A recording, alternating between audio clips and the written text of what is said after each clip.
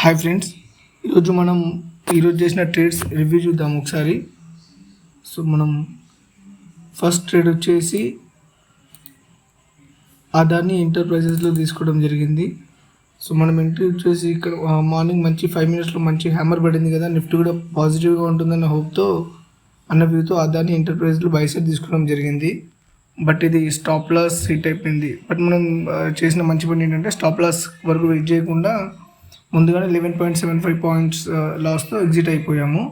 అది ఎగ్జిట్ అయిపోయి మనం సెకండ్ ట్రేడ్ వచ్చేసి రిలయన్స్లో తీసుకోవడం జరిగింది. మీరు చూడవచ్చు, రిలయన్స్లో ఇక్కడ ఈ పాయింట్లో ఈ కన్సల్టేషన్ బ్రేక్ అప్ సైడ్ అవుతుంది అనుకొని మనం బై సైడ్ తీసుకున్నాము.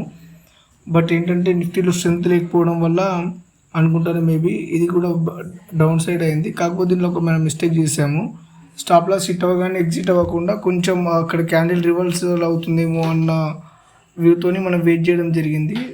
తర్వాత ఈ క్యాండిల్ అనేది మంచిగా డౌన్ సైడ్ క్లోజ్ అవ్వడంతో స్టాప్ లాస్ కంటే కూడా మనం ఒక 1.5 పాయింట్ ఎక్కువ లాస్తో ఎగ్జిట్ అవ్వాల్సి వచ్చింది. సో థర్డ్ ట్రేడ్ వచ్చేసరికి మనం డిఎల్ఎఫ్లో తీసుకోవడం జరిగింది. డిఎల్ఎఫ్లో మనం 735 దగ్గర ఇక్కడ సేమ్ డే హై బ్రేక్ అవుతున్న వ్యూతో ఎంటర్ అయ్యాము. బట్ అలానే కన్సల్టేషన్లో ఉంటూ మనం డే 3 తర్వాత డే ఎండ్లో 737 దగ్గర 737 ఆర్ 738 దగ్గర 2.82 పాయింట్స్ ప్రాఫిట్తో ఎగ్జిట్ 738 పాయింట్ చేంజ్తో మనం ఎగ్జిట్ అవ్వడం జరిగింది. సో ఈరోజు చేసిన 3 ట్రేడ్స్లో మనం 2 ట్రేడ్స్ లాస్ అయ్యాము. డిఎల్ఎఫ్లో కొద్దిగా ప్రాఫిట్ బుక్ చేసుకున్నాము. సో మీరు వీటికి సంబంధించిన ఆర్డర్స్ కూడా చూడవచ్చు. సో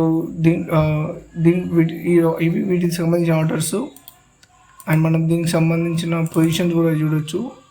మన ఇంట్రాడే లాస్ వచ్చేసి 775.40 పైసా. సో మనం 775 రూపాయలు ఇంట్రాడేలో లాస్ అయ్యాము. ఇది ఓకే, బట్ అన్నిటికంటే బాధ కలిగించే విషయం ఏంటంటే మన 775 లాస్తో 300 బ్రోకరేజ్ ప్లస్ ట్యాక్సెస్, అంటే మనం ఓవరాల్గా 1075 రూపీస్ లాస్ అయ్యాము ఈరోజు. సో ఇది అన్నమాట. ఈరోజు మే 19 రోజున మన నెట్ లాస్ వచ్చేసి 1075 రూపీస్. సో ఇలా చేద్దాము. ఇలా అయింది ఈరోజు.